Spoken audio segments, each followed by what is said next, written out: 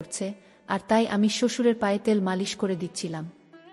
কিন্তু হঠাৎ করে শ্বশুর আমার সাথে যা করেছিল তা শুনলে তোমরা ঠিক থাকতে পারবে না। তাহলে চলো বন্ধুরা, মূল গল্পটি শুরু করি। আমার নাম তানিয়া আক্তার বৃষ্টি। আমার বর্তমান বয়স 20। আজকের তোমাদেরকে বলবো আমার জীবনে ঘটে যাওয়া সত্য ঘটনা। আমার বয়স যখন 14 বছর, তখন প্রবাসে থাকে এক ছেলের সাথে আমার বিয়ে হয়। আমার স্বামী প্রায় 8 বছর ধরে বিদেশ থাকে। বিদেশ থেকে 6 মাসের ছুটিতে এসেছে বিয়ের জন্য। আমার বিয়ের কথা আগে থেকেই আমার পরিবারের সাথে ঠিকঠাক করে রেখেছিল। তাই আমার স্বামী আসা মাত্রই আমাকে বিয়ে করে তার ঘরে উঠিয়ে নেয়। বিয়ের প্রথম দিন আমার উপর দায়িত্ব পালন করার চেষ্টা করে। যখন আমার স্বামী আমার উপর দায়িত্ব পালন করার চেষ্টা করে, তখন আমি এক বিষয় লক্ষ্য করলাম। হঠাৎ করে সে পকেট থেকে কি যেন বের করেছে। আমি তখন খুব চমকে গেলাম। আমি ভাবলাম পকেট থেকে কি এমন জিনিস বের করেছে, কিন্তু সে জিনিসটা বের করে তার হাতে মুঠোয় রেখে দিল, আর সে বলল, বৃষ্টি তুমি একবার চোখ দুটো বন্ধ করো তো, তোমাকে একটা সারপ্রাইজ দিব। আমি বললাম, আচ্ছা ঠিক আছে। তোমার হাতের মধ্যে কি, এটা একটু দেখি। সে বলল, এটাই তো তোমার সারপ্রাইজ। তারপর আমি এই সারপ্রাইজ পাওয়ার জন্য চোখ বুজলাম। কিছুক্ষণ পর সে আমাকে বলল, এবার চোখ দুটি খোলো। চোখটি খোলার সাথে সাথেই আমি দেখতে পেলাম সে আমার হাতের মধ্যে একটি আংটি পরিয়ে দিল। আংটিটি ছিল ডায়মন্ডের। আমি তো কখনো ডায়মন্ডের আংটি দেখি নাই। আমি খুব খুশি ডায়মন্ডের আংটি পেয়ে। তারপর সে বলল, এটা আমি বিদেশ থেকে অনেক কষ্ট করে তোমাকে শুধু খুশি করার জন্য অনেক টাকা ব্যয় করে এনেছি। তুমি কি এই গিফটটা পেয়ে খুশি হয়েছ? আমি বললাম, জি সাহেব, আমি আপনার গিফট পেয়ে অনেক খুশি হয়েছি। কারণ আমি জীবনে কখনো ডায়মন্ডের আংটি বাস্তবে দেখি নাই, আর তাছাড়া আমার জন্ম হয়েছে অতি গরিব পরিবারে। আপনার সাথে আমার বিয়ে হয়ে এই জন্য সত্যিকার অর্থে আমি অনেক ভাগ্যবান আমি বাস্তবে ডায়মন্ডের আংটি দেখতে পেরেছি। তারপর হঠাৎ করে আমি চেয়ে দেখি, আমার স্বামী আমার দিকে এমনভাবে তাকালো, মনে হলো যেন আমার হিরো স্বামী বলে কথা। তারপর আমিও আমার স্বামীর সামনে এমনভাবে তাকালাম। কিছুক্ষণ পর দুজনেই অনুভব করলাম মনে হয় আমাদের মধ্যে প্রাকৃতিকভাবেই ভিন্ন কিছু কাজ করছে। কিন্তু আমার স্বামীকে দেখতে যে রকম রোমান্টিক হিরো মনে হলো, সে সেই রকম রোমান্টিক না। যখন সে আমার ঘনিষ্ঠ হলো, তখন আমার কাছে মনে হলো যেন একেবারেই তার মধ্যে কিছু নাই। আমার কিছুই হলো না, বরং সুখের চেয়ে অনেক কষ্ট পেলাম। আমি ভাবলাম প্রথম দিন হয়তো তাই এরকম সমস্যা হয়েছে। কিন্তু এভাবে তার সাথে 4 বছর 5 মাস সংসার করলাম। কিন্তু কোনো দিন সে আমার প্রত্যাশিত কোনো কিছুই পূরণ করতে পারে নাই। আমার বিয়ে 4 মাস পর একদিন সন্ধ্যা বেলায় আমার কাছে খুব মন খারাপ করে আসলো এবং এসে বলল, বৃষ্টি, আগামী বুধবার আমার ফ্লাইট। তোমাকে ছেড়ে আমার খুব কষ্ট হবে। তারপরও কি করব, আমার তো সেখানে কাজ। সেখানে না গেলে তো আমার ইনকাম বন্ধ হয়ে যাবে। বৃষ্টি, তুমি কোনো চিন্তা করো না। আমি এইবার গিয়ে 1 থেকে 2 বছরের মধ্যে একেবারে চলো আসব। তোমাকে ছাড়া বৃষ্টি আমাকে থাকতে খুব কষ্ট হবে। দেখতে দেখতে বুধবার চলে আসলো। বুধবারে আমার স্বামী আমাকে ছেড়ে 1 থেকে 2 বছরের জন্য বিদেশ চলে গেল। আমার স্বামী বিদেশ চলে যাওয়ার পর রাত্রিবেলায় শুধু খালি মন চটপট করত, কি করব ভেবে পাচ্ছি না। স্বামী বিদেশ, চাইলেও তো আর কোনো কিছু করা সম্ভব না। তারপরও অনেক চেষ্টা করলাম কিভাবে আমার মনের আশাগুলো পূরণ করব। নিজেই সাথে নিজেই যেন এক অদ্ভুত আচরণ করার চেষ্টা করেছিলাম নিজের মনে একটু শান্তি পাওয়ার জন্য। কিন্তু হঠাৎ করেই আমার দরজাটায় একটা টক্করের শব্দ হলো। শব্দটা শুনেই আমি চমকে উঠলাম। দরজার দিকে আমি তাকিয়ে দেখি আমার সেই আচরণ বা দৃশ্য আমার শ্বশুর মশাই খুব ভালো করে দেখেছিল, আর এদিকে আমার শ্বশুর মশাইয়ের বয়সও খুব একটা 50-এর বেশি না। শ্বশুর মশাইয়ের চোখে যখন আমার চোখ পড়ল, তখন শ্বশুর মশাই খুব লজ্জা পেয়ে গেলেন এবং খুব তাড়াহুড়া করে ওখান থেকে চলে গেলেন। আর এদিকে বাড়িতে কেউ নেই, আমার শ্বশুর মশাই আর আমি। কিন্তু শ্বশুর মশাই যে এভাবে আমার প্রতি নজর দেয় তা আমি কখনো কল্পনাও করতে পারিনি। যাই হোক, পরদিন শ্বশুর মশাই রাতে ঘর থেকে আমায় ডাকছিল আর আমায় বলল, বৌমা, আমার পায়ে ব্যথা করছে, আমার পায়ে একটু তেল মালিশ করে দাও। আমি শ্বশুর মশাইকে বললাম, ঠিক আছে, আমি মালিশ করে দিচ্ছি। শ্বশুর মশাই কিছুক্ষণ পর বলল, বৌমা, আমায় তুমি বাঁচালে। কিন্তু আমি যখন ঘর থেকে বাহির হচ্ছিলাম, তখন শ্বশুর মশাইকে দেখলাম সে নিজের সাথে নিজেই কথা বলছে। সে বলতে লাগল, বৌমা, আমি তোমায় মিথ্যা বলে আমার যত্ন করায়, আসলে আমার পায়ে কোনো ব্যথা নাই। আমি পরদিন যখন বাথরুমে গোসল করতে যাচ্ছি, তখন শ্বশুর মশাই আমার পিছু পিছু আসতে লাগল। আমি লক্ষ্য করছিলাম শ্বশুর মশাই আমার পিছু পিছু আসছে, কিন্তু শ্বশুর মশাইকে আমি কিছু বলিনি। কারণ আমি হঠাৎ শ্বশুর মশাইকে বললাম আমি বাথরুমে যাচ্ছি। আপনি কোথায় যাচ্ছেন? শ্বশুর মশাই তখন বলল, বৌমা শরীরটা প্রচণ্ড গরম, যে গরম পড়ছে আমি গরমে ঘুমাতে পারছি না, আমার খুব কষ্ট হচ্ছে বৌমা। শ্বশুর মশাই আমি এখন কি করতে পারি? শ্বশুর মশাই বলল, আমার তো হাঁটতে কষ্ট হয়, তাছাড়া আমি নিজে নিজে গোসল করতে অনেক কষ্ট হয়। যদি তুমি গোসল করিয়ে দিতে তাহলে আমার অনেক উপকার হতো। ঠিক আছে, আমি আপনাকে গোসল করিয়ে দিচ্ছি। তারপর শ্বশুর আব্বাকে নিয়ে আমি বাথরুমে গেলাম। তারপর আমার শ্বশুর আব্বাকে আমি গোসল করিয়ে দিচ্ছিলাম। তখন শ্বশুর আব্বা বলল, আমার আজ তোমার শাশুড়ির কথা মনে পড়ছে, আমি তোমার মাঝে আমি আমার স্ত্রীকে খুঁজে পেলাম। আমি তখন শ্বশুর আব্বাকে বললাম, শ্বশুর মশাই আপনি কি বলছেন এসব? আমি ঠিকই বলছি বোমা, আমি তোমার মাঝে আমি স্পষ্ট দেখতে পাচ্ছি। কি দেখতে পাচ্ছেন? এই যে বললাম একটু আগে আমার স্ত্রীকে দেখতে পাচ্ছি তোমার মাঝে। বাবা আপনি এসব কি বলছেন? আমি তো আপনার কথা কিছুই বুঝতে পারছি না। তাছাড়া আমি আপনার ছেলের বউ। আপনার কি মাথা ঠিক আছে? শ্বশুর আব্বা বলল, বেমা আমার মাথা ঠিক আছে।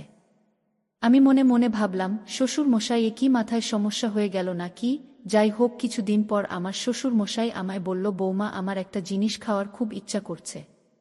কি খেতে চান শ্বশুর মশাই? শ্বশুর মশাই বলল, আমি তোমাকে নিয়ে একসাথে নুডলস আর পায়েস খেতে চাই। আমি বললাম, আব্বা আপনি একটু অপেক্ষা করুন, আমি আপনার জন্য নুডলস আর পায়েস তৈরি করে নিয়ে আসছি। তারপর আমি যখন শ্বশুর আব্বার রুমে নুডলস আর পায়েস তৈরি করে খাওয়াতে নিয়ে গেলাম। আমি আব্বার রুমে যেতেই বলল, বৌমা আজ আমার খুব ভয় করছে। আমার মনে হয় আজ একা একা এই রুমে ঘুমাতে পারবো না। তোমার হাতের রান্না করা নুডলস আর পায়েসটুকু খেয়ে আমি তোমার রুমে যেতে চাই। আমি শ্বশুর আব্বাকে বললাম, আব্বা আপনি নুডলস আর পায়েস খেয়ে চুপচাপ ঘুমিয়ে পড়ুন, কিছু হবে না। আমি তো পাশের রুমেই আছি, কোনো সমস্যা হলে আমায় ডাক দিয়েন। শ্বশুর আব্বা বলল, বৌমা যত কিছুই বলো, আমি আজ একা একা এই রুমে ঘুমাতে পারবো না, কারণ আজ আমার খুব ভয় করছে। আমি শ্বশুর মশাইয়ের মতলবটা কিছুটা হলেও আমি বুঝতে পারছি, কারণ ইদানিং শ্বশুর মশাই আমার দিকে কেমন ভাবে চেয়ে থাকে। আমি শ্বশুর আব্বাকে বললাম, আপনি যদি বারবার একই কথা বলেন তাহলে কিন্তু আমি এ বাড়ি থেকে চলে যাব। শ্বশুর আব্বা আমার কথা শুনে বলল, আচ্ছা ঠিক আছে বৌমা, আমি একাই ঘুমাতে পারব। এর পরদিন শ্বশুর মশাই আবার রাতে অভিনয় করা শুরু করে দিয়েছে। চিৎকার করে বলছে, পা ব্যথা করছে, কে আছো গো, আমায় বাঁচাও, আমি মরে যাচ্ছি। পায়ের ব্যথা কিছুতেই সহ্য করতে পারছি না, মনে হয় আজ আমি মরে যাব। আমি বুঝতে পারছি শ্বশুর আব্বা এসব অভিনয় করছে। আমি শ্বশুর আব্বার রুমে গিয়ে বললাম, আপনি এভাবে চিৎকার করছেন কেন? তুমি কি জানো না বৌমা আমার পায়ে ব্যথা? জানি তো, কিন্তু আমি কি করব? তুমি একটু পায়ে মালিশ করে দাও, তাহলেই ব্যথা চলে যাবে। শ্বশুর আব্বা, আমি পারবো না, আপনি ভালো কোনো ডাক্তার দেখান। বৌমা তুমি আমার মুখের উপর কথা বললে। আমি বললাম, আপনার এসব নাটক আমার ভালো লাগে না। আপনি নির্ভয়ে নাটক বাদ দিয়ে বলুন, আপনি আমার কাছ থেকে কি পেতে চান, সোজা বলে পেলন। কি বলছো বৌমা, আমার সত্যি পায়ে ব্যথা? তাহলে চলুন আপনাকে ডাক্তারের কাছে নিয়ে চলি।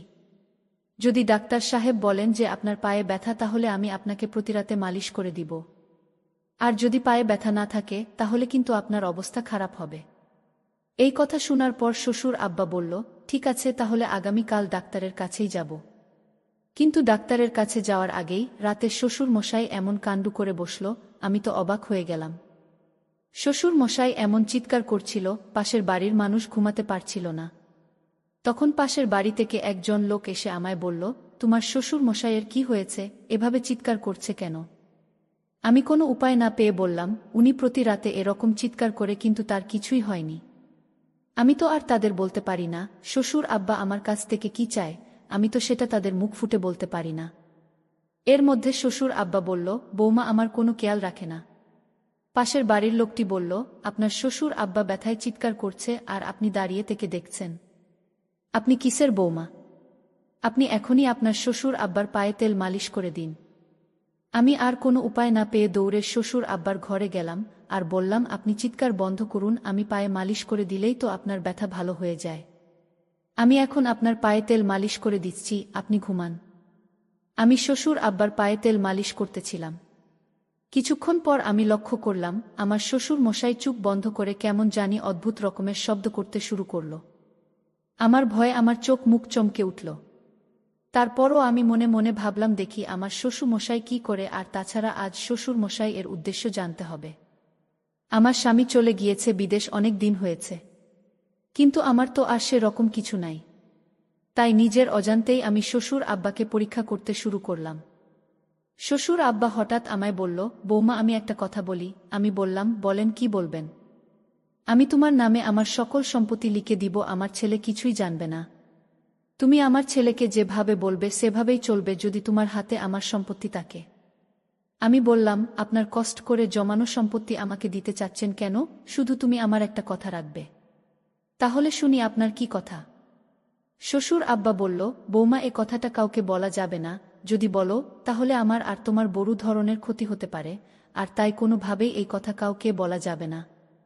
এই কথাটি শুধু তুমি আর আমি ছাড়া কেউ জানবে না। আব্বা বলুন, আপনার কি কথা? আমি রাখবো আপনার কথা। সত্যি বৌমা তুমি আমার কথা রাখবে? হে বাবা, কতবার বলবো আপনার কথা রাখবো, বলেন আপনার কথা। তখন শ্বশুর আব্বা বললেন, তাহলে আমি যা বলি তুমি এখন তাই মানতে হবে।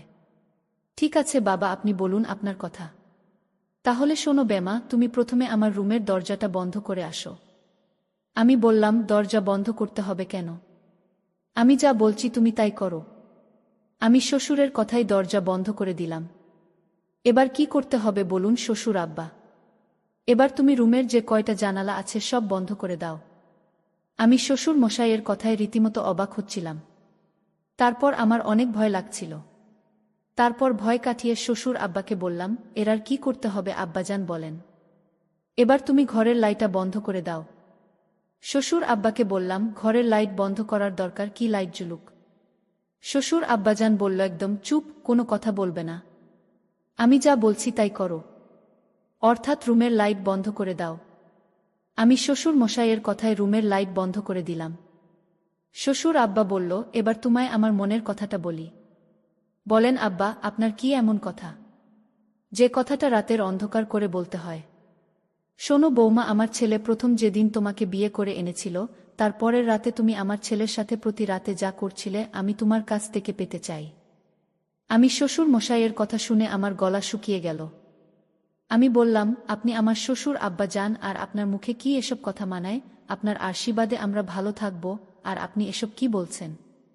তখন শ্বশুর আব্বা একটা হাসি দিয়ে বললেন, বৌমা আমি তোমাকে পরীক্ষা করছিলাম। আসলে আমার মধ্যে এরকম কোনো খারাপ কিছু নেই। আমি আমার বৌমার পরীক্ষা নিচ্ছিলাম, কারণ বর্তমান যুগের মেয়েরা ভালো না। তাই আমি আমার বৌমাকে পরীক্ষা করেছিলাম। তুমি আমার পরীক্ষায় পাশ করলে বৌমা। এতদিন যা করেছি সব অভিনয় আর কিছুই না বৌমা। আজ আমার গর্বে বুকটা ভরে উঠল। তুমি একজন সৎ চরিত্রবান লক্ষ্মী বৌমা। অবশেষে শ্বশুর মশাই নিজেই খুশি হয়ে তার বৌমাকে তার সকল সম্পত্তি লিখে দিলেন। গল্পটি কেমন লাগলো তা অবশ্যই কমেন্ট করতে ভুলবেন না। আর এরকম গল্প পেতে চ্যানেলটিকে লাইক, সাবস্ক্রাইব করে পাশে থাকুন। এতক্ষণ গল্পটি শোনার জন্য আপনাকে অসংখ্য ধন্যবাদ।